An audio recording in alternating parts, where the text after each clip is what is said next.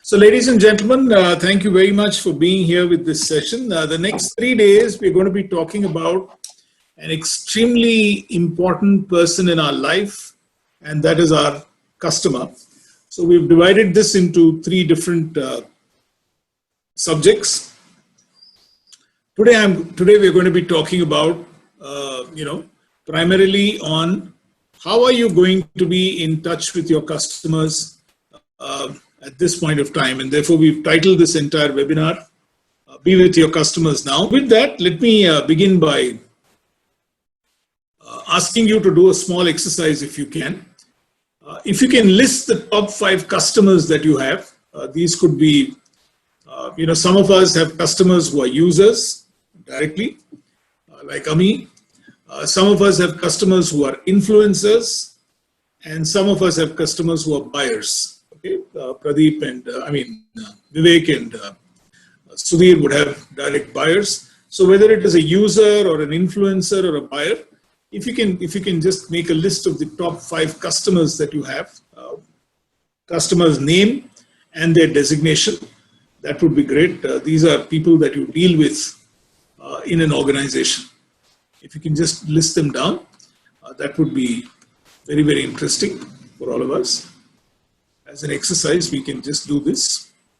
Just the names of your top 5, whoever you believe are your top 5 customers, people that you're dealing with. As I said, Pradeep, for instance, would be dealing with a lot of influencers and not really direct buyers, because his brands go through the distribution route to reach his end customers. So not so many users, but really influencers, the entire dealer profile. Suhas would possibly be dealing with a lot of influencers again, not really the users or buyers. So whether it is a user, a buyer, or an influencer, if you can just list down. I'm not going to ask you to share this because this is interesting information, but I'd like you to just keep this information with you, which is 5 people who are your top 5 customers. If you can just write down their names with their designation, that would be something which is interesting. If I presume you've already done that. So if you've done this, then let me ask you to introspect for a minute. These are people who are possibly contributing 60 to 70 to 80% of the revenues that you are doing on a regular basis. That's how these would be the top 5 customers. And in any situation, especially when you're dealing with customers, the Pareto principle will apply, which is 20% of your customers will be giving you 80% of your sales, or vice versa, 80% of your sales will come from 20% of your customers. So these 5 would be very significant from a sales perspective, from a repeat purchase perspective. So I just want you to hold this thought. But I'm going to challenge you now and ask you for another thing that I'd like you to do.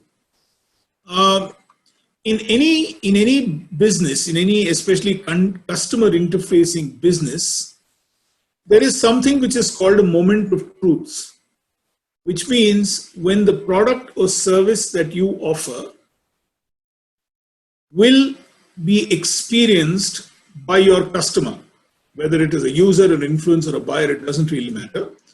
That is called the moment of truth. So supposing, for instance, I am selling Coke as a product, Coca-Cola. Then the minute the user picks up a bottle of Coca-Cola from a retailer and opens the bottle of Coca-Cola and takes a swig of the Coca-Cola, that's the moment of truth. Okay?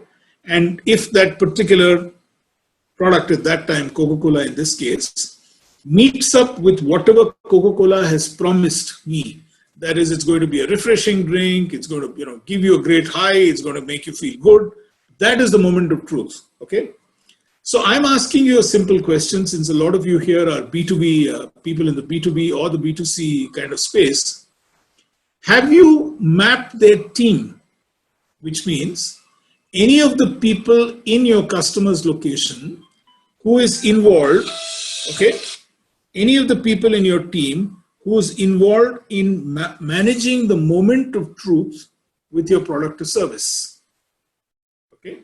Have you mapped the entire team? So I know a little bit about Vivek's business. So one of Vivek's customers is a company called Stopak, and Vivek manufactures industrial textiles. So the entire group of people in Stopak who experience the moment of truth as far as Vivek's products are concerned. So if you map their entire team as to who are all the people, the question is, have you done it? So for each of these customers that you've listed down, these top 5 customers, who are the people, who would be involved in managing the moment of truth for your product or your service? If you've done that, terrific, because this is something that I'd like to suggest to all of you, that going forward, the customer is not just the senior most person that you're dealing with, but is actually the entire team. And this is something that we all need to understand and learn, that the customer now is somebody who is the entire team within an organization, within a family. And it is not just the user or the influencer or the buyer that we're talking about, but all the people in that particular outfit, all the people in that particular family, if it is a B2C kind of a decision, who are your customer. Because going forwards, remember one thing, more and more customers are going to be looking at reasons why not to do business with you. Because when this entire, when this pause button that has been hit for all of us is going to be lifted, one of the things that is definitely going to happen is that every customer relationship that each one of us has is going to come under intense scrutiny. And that is why we said, let's try and figure out, if we don't have answers, at least let's try and get some questions in place in terms of what is going to happen with our customers and how are we going to be working with these customers. So I just wanted to hold this thought. I wanted to keep this in mind out there, saying, can we actually do this as an exercise of mapping the entire team of people at our customer location who are involved in the moment of truth with our product or service, and not just the senior most person. You see, earlier, what would happen is that we would build a great relationship with the senior most person in the customer place, and that person in turn would help provide a buffer for us in terms of customer service. But that is not going to happen now. Every single person involved would be involved in the entire exercise. So I just wanted to park the thought and keep this in mind. Let me begin by quoting someone who I have the highest of admiration for, and this is Mahatma Gandhi. Mahatma Gandhi says that, a customer is the most important person in our premises. He is not actually dependent on us. We are dependent on him. And he is not an interruption in our work. He is the purpose of it. He is not an outsider in our business. He is a part of it. And we are not doing him a favor by serving him. He is doing us a favor by giving us an opportunity to do so. This is a quote by Mahatma Gandhi. I've been researching this particular quote. This is somewhere in the 1890s in a talk that he gave somewhere in South Africa. And this particular Gandhi is an amazing Gandhi. Gandhi actually, for your information, I know is a little controversial today, but Gandhi can be divided into 3 different time zones. One is the South African experience when he does some interesting writing. This is from South Africa. The second, when he came back to India right up to almost 1942, 1943, 1944, the entire Quit India movement. And then, a couple of years before he died, when I think as an Ishtajeevi, he realized that he is not going to be living for long, and therefore he did whatever he had to do, what he thought was right, one of which was to even go ahead and partition this country. But look at this interesting statement of Gandhi in 1890, and this is a statement that was used by the head of marketing of Studebaker somewhere in 1944, and this became so very popular after that, that he is the reason why we are there. And it is because of him and because of our ability to serve him that we're going to do what we're going to do. And look at the beauty of the statement, look at the depth of this particular statement, and whether it is, from 1890, and we are talking about almost 120, 130 years later, the philosophy of this statement is so true even now, that a customer is the most important person on our premises, and he is not dependent on us, we are dependent on him. Now, if we go back to what I had mentioned a little earlier, so the customer is not really a person any longer. It is every single person in the customer place who is involved in experiencing the moment of truth about a product or service. Just to kind of expand this point of view, Pradeep makes some amazing shirts. He's got this silk shirt expertise that he's developed over the years, and he does a fantastic service. Now look at Pradeep. It's not just the guy at the store who's buying the stores that is Pradeep's customer anymore, but it's the person who is stocking it, which is the retailer. It is the guy who's actually displaying those products. It is the store clerk who is actually going and showing this particular product to a customer who comes with it. And it is the influencer who comes along. So all these people put together is the customer as far as Pradeep is concerned, not just the guy who's actually going to go and pay that 2,000 or 3,000 or 4,000 rupees that is the cost of a shirt of Pradeep. So whether it is B2B or B2C, this is something that we need to keep in mind. And keep in mind what Gandhi said, that in case we need to redefine, and this is what I'd like to recommend to all of you as something that we need to keep in mind. So let's look at the customer life cycle. There's been a lot of thinking about what is the customer life cycle that we all go through, as old as the hills. But let me just repeat and reiterate what is the life cycle of a customer. Initially, they start off as prospects. Okay, they may want to buy your product, they may not want to buy your product. You may want to sell the product to them. They may have a need, they may have a felt need, they may have a dormant need, they may have a created need. Whatever it is, normally people start off as prospects, and that's how the entire engagement with a customer starts. Very quickly, they become what are known as suspects. Because whatever is the offer that you have for your customers is always going to be seen with some amount of suspicion. And let's look at it even from our own perspective.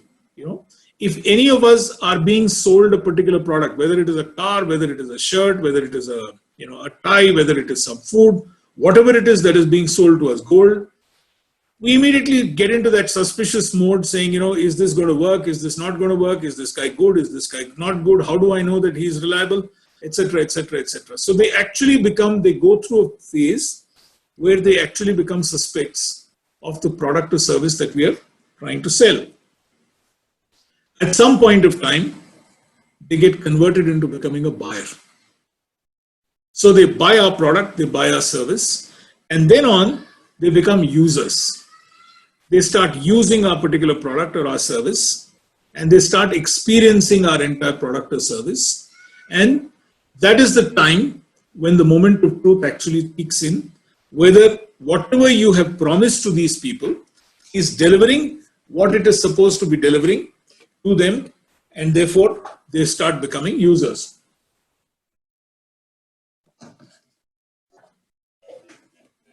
From being a user, they get converted into what I call a satisfied user. So, fantastic, you told me that you're going to deliver this, you're going to deliver this at like this, like this, like this, and you have delivered what you're delivering for them. And therefore, I now have got converted and I become a satisfied user. A lot of people stop their interaction with a customer at this rate. That, look, my customer is satisfied, things are going fine, my monies have come, and therefore everything is doing good. So we stop at them being very satisfied user. But that's not true. A few of these customers move on to becoming delighted buyers. Okay? And my definition of someone who's a delighted customer is when repeat business starts coming from them on a regular basis. When you start getting repeat business from your customers on a regular basis, That's the time you know that your customer now is delighted with your product or delighted with your service and is therefore very happy with what you're giving them on a regular basis. A lot of businesses stop here. That I've got a delighted customer, I've got somebody who's constantly giving me business, and therefore I am extremely satisfied at this point of time.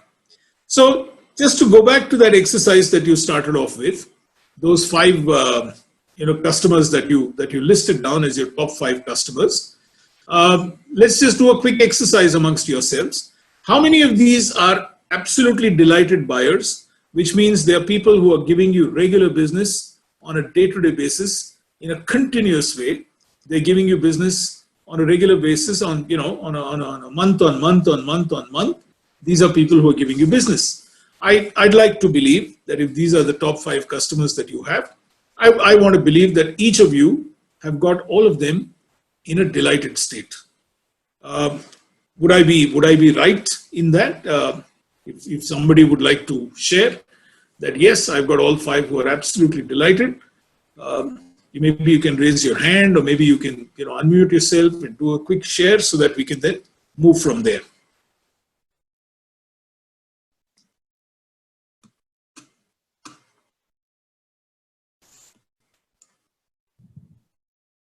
Yeah, so Ram? I have, okay.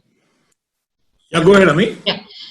Yeah, out of 5, I have 3 who are delighted and the other 2 who are satisfied.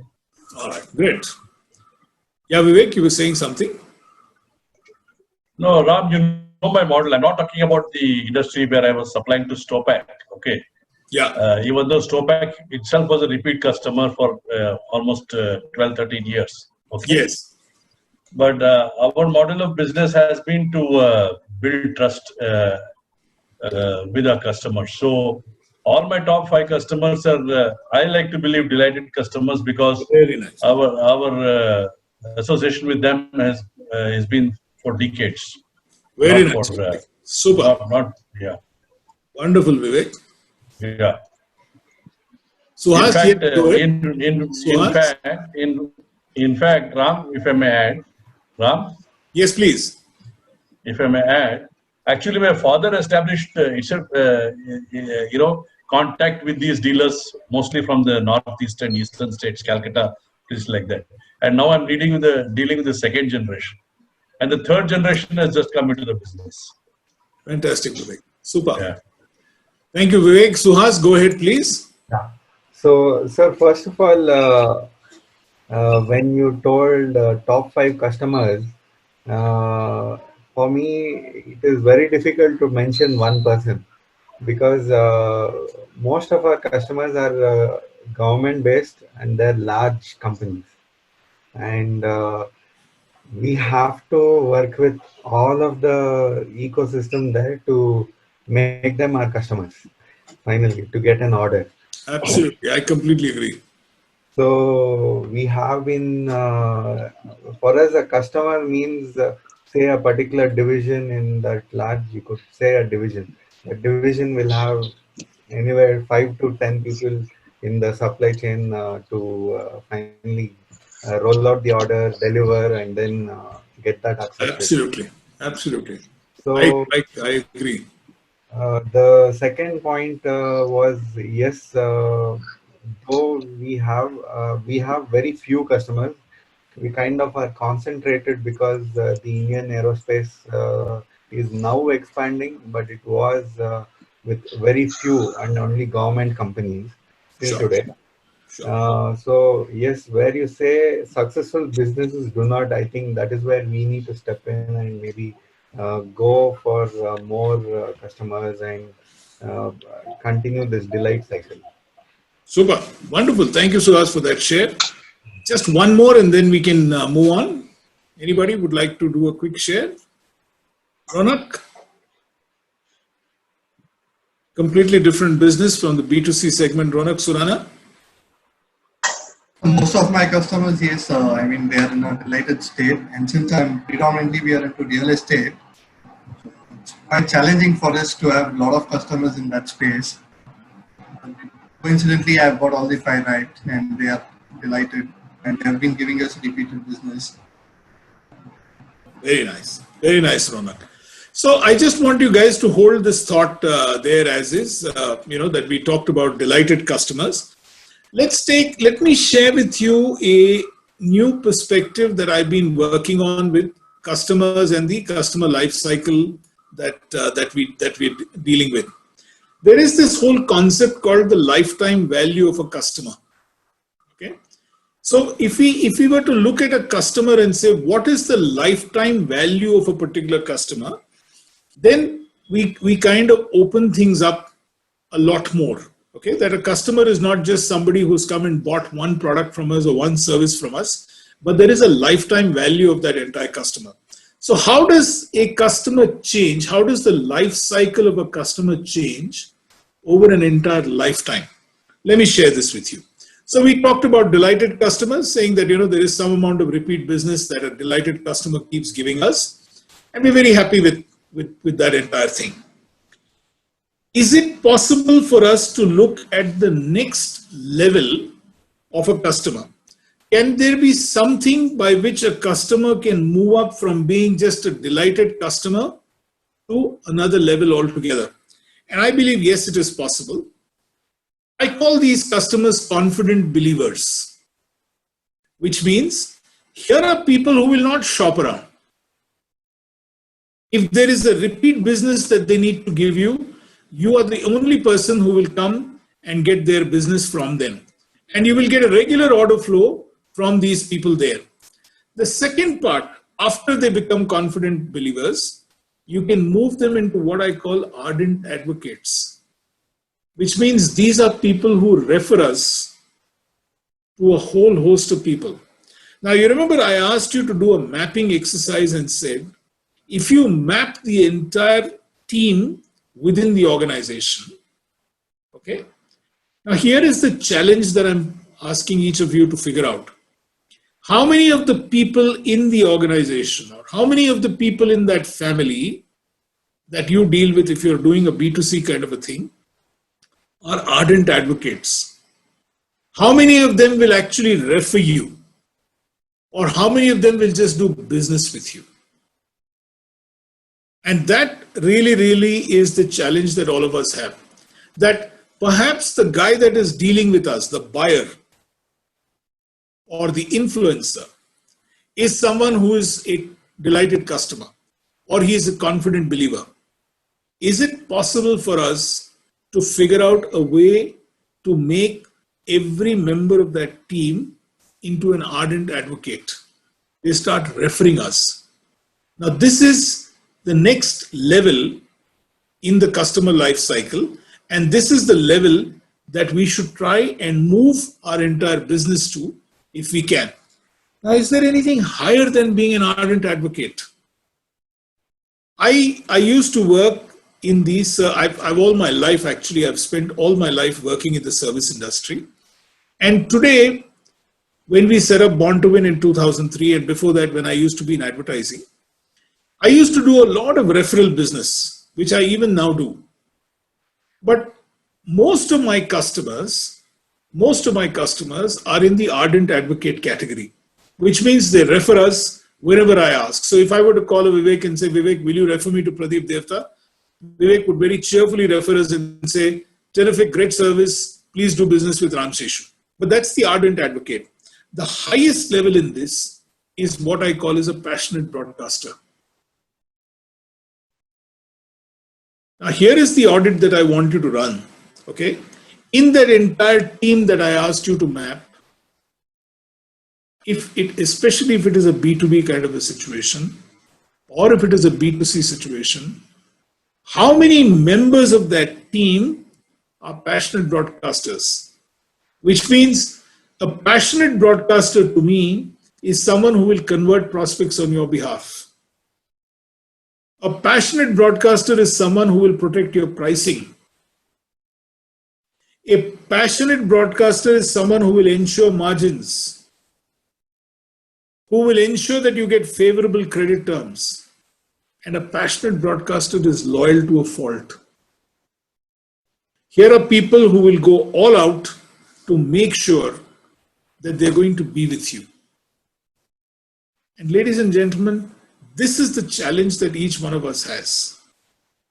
Today, this pause button that we've hit as a collective race, as a human race, that this pause button that we've hit is a fantastic pause button if you ask me.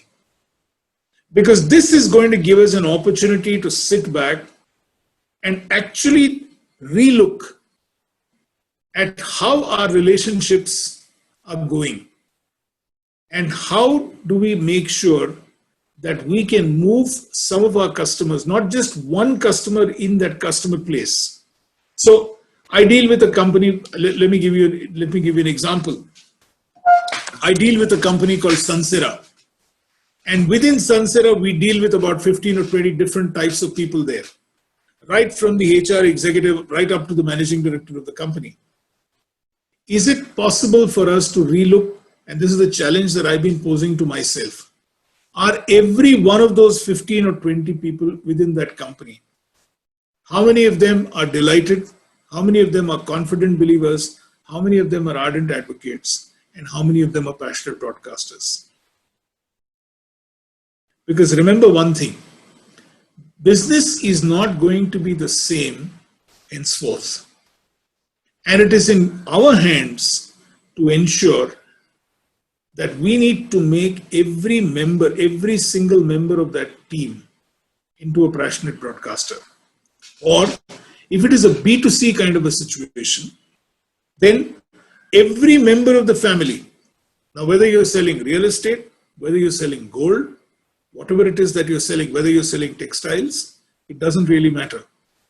But is it possible to make sure that every member of the family, the father, the mother, the son, daughter-in-law, the daughter, the son-in-law, every one of them are passionate broadcasters? Because remember one very important point.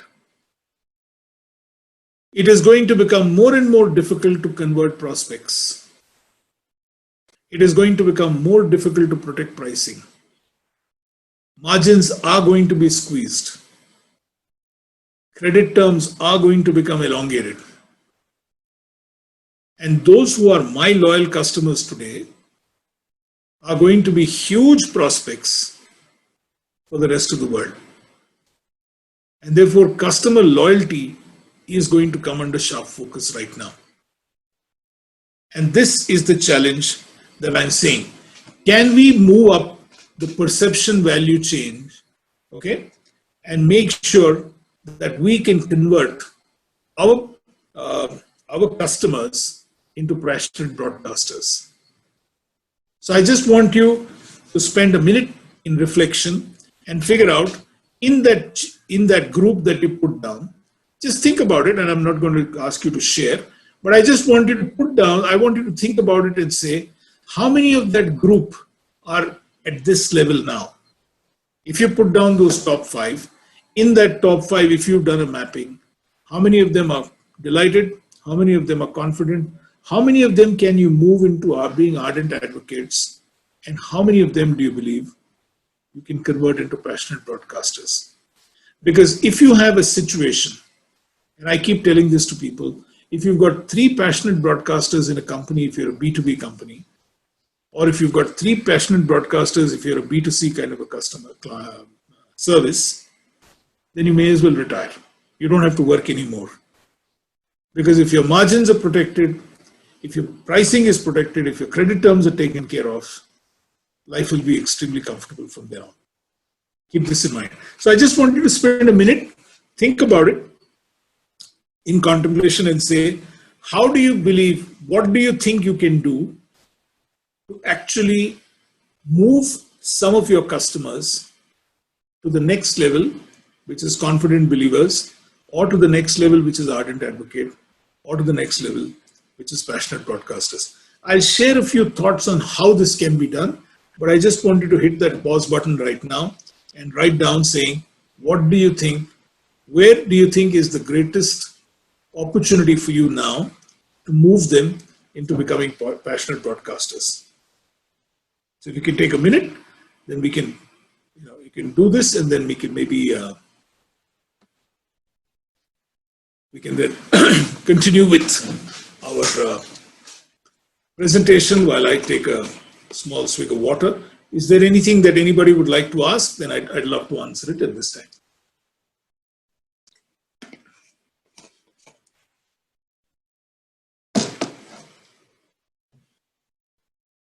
Yeah, Sudhir, go ahead, please. Go ahead, Sudhir. You can unmute. Yeah. See, what I gather from what you were just told right now is actually we are building a relationship with the customer from the stage of prospect to the stage of passionate broadcaster. Okay. Now, in the case of our company, we are 45, 46 years old now. So most of our customers are with us in the ardent advocate and passionate broadcaster stage itself, specifically those 5 that we are talking about. Now, what you are saying is, in our environment, the decision maker in the last few years, at least the last 10 years, in the thing has been one of the family members in the business, in the customer list that we are having. Now the new generation is coming up, right? And that lot is at one stage ardently believing what his parent is telling him about us. But because of his own education and his own learning and his more tech savvy nature and stuff like that, he is still in the what do you call, suspect and moment of truth level, right? Now, how do we get them to convert or move ahead in the cycle? Exactly. That Sudhir is the absolute challenge that a lot of my customers are having right now, especially where they have built relationships over the years with the second, especially in a distribution sense or a distribution redistribution kind of a product sense. There are lots and lots of second generation, third generation that's coming in. The first generation has had a great relationship with you, and therefore they love you because they respect your values, and therefore they are doing business with you. The second generation kind of just went along with the first generation, and they said, let's just take these things on. But if there is a third generation that's coming into the business, these guys have got some education, they've got lots of aspirations, okay? And that's why I'm saying that this particular generation, you'll have to figure out ways, and we'll discuss a couple of ideas that I have that I can share with you in terms of how we can move them also into a situation where they're at least, they may not become passionate broadcasters overnight, Sudhir, but at least can they be confident believers? Yeah.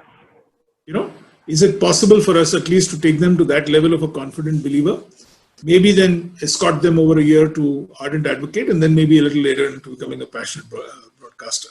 Okay. I'll tell you another issue that we are facing in the B2B segment. Okay.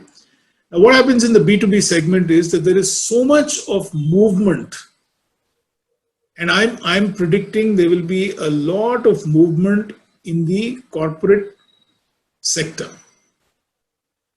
because people will unfortunately lose jobs. And therefore, the kind of people that we are dealing with will not be there any longer. And therefore, there will be a whole set of new people who will come in. Okay? And that will mean that there is a whole set of new relationships that we will have to establish in those organizations. Okay? Already I've been told, for instance, in at least 3 of my customers across the country, the CEO is being redesignated. Okay? That means I now need to start again at a prospect level. Though I have a 10, 12-year-old relationship with the guy, it's not the same anymore. You know what I'm saying? Okay, great. Anybody else? Any question? Yeah, Pradeep, go ahead. Pradeep? Ram, after that I'll take.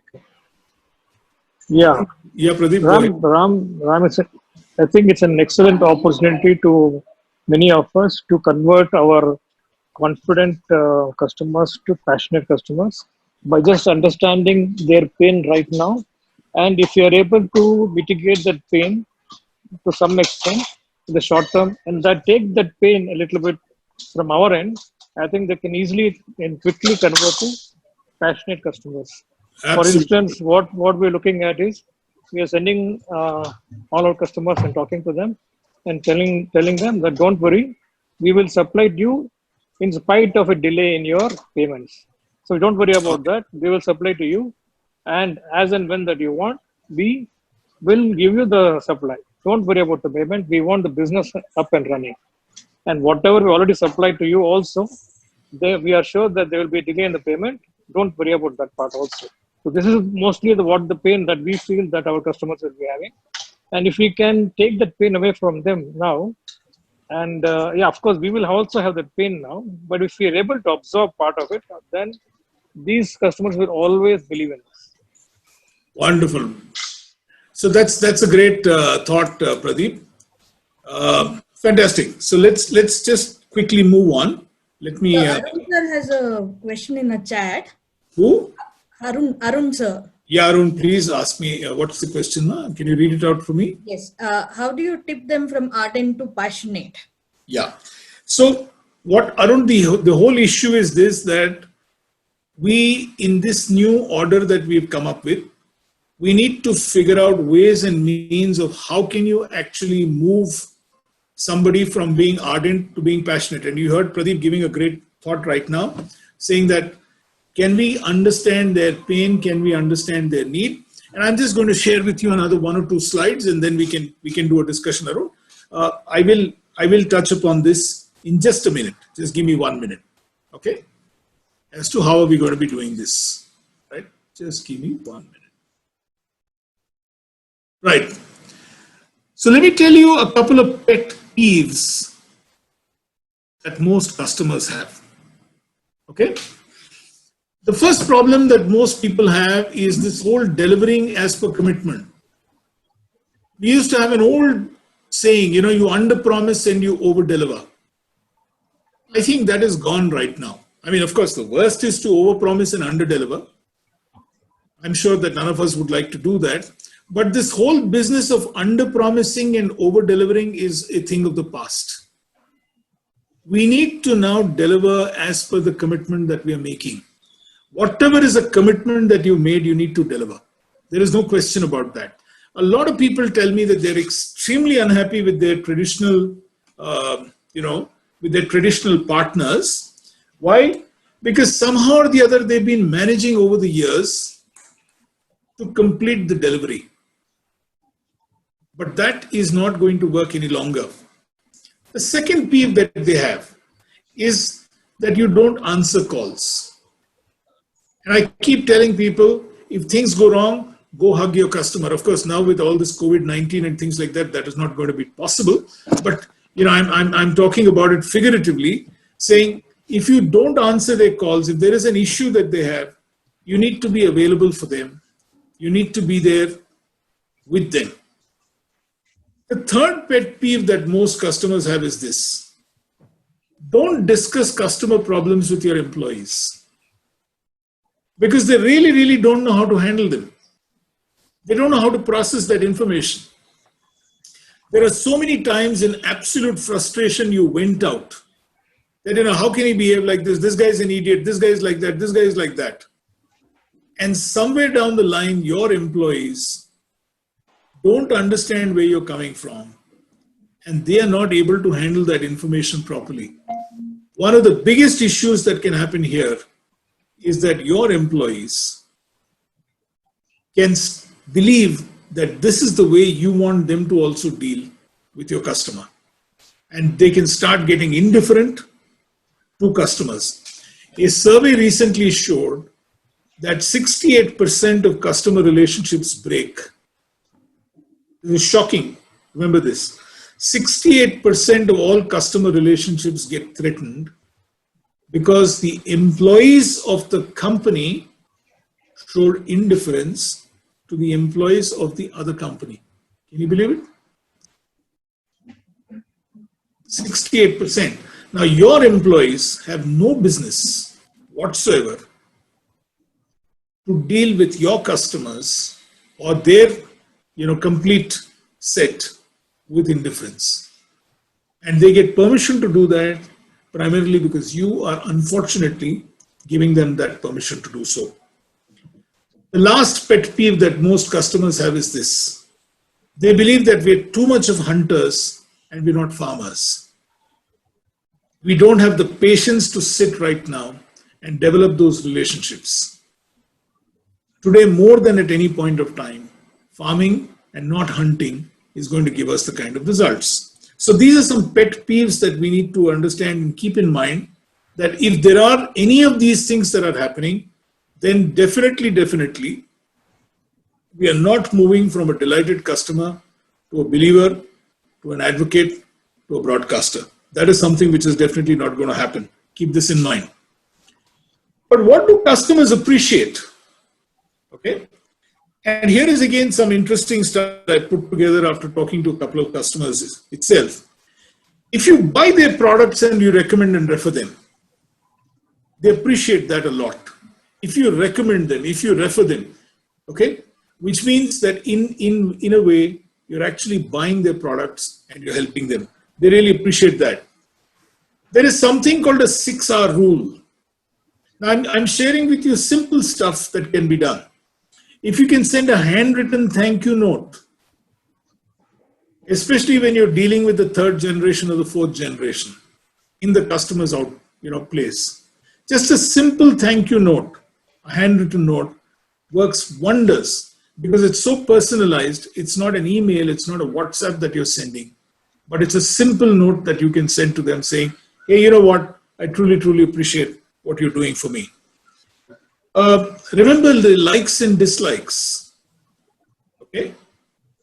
Make notes of this so that you don't fall into a trap if you're actually going to be doing something there. Birthdays and anniversaries. Ask your office to set up a calendar. Build on this so that you keep this in mind. And update contact information. This becomes so very important. Okay?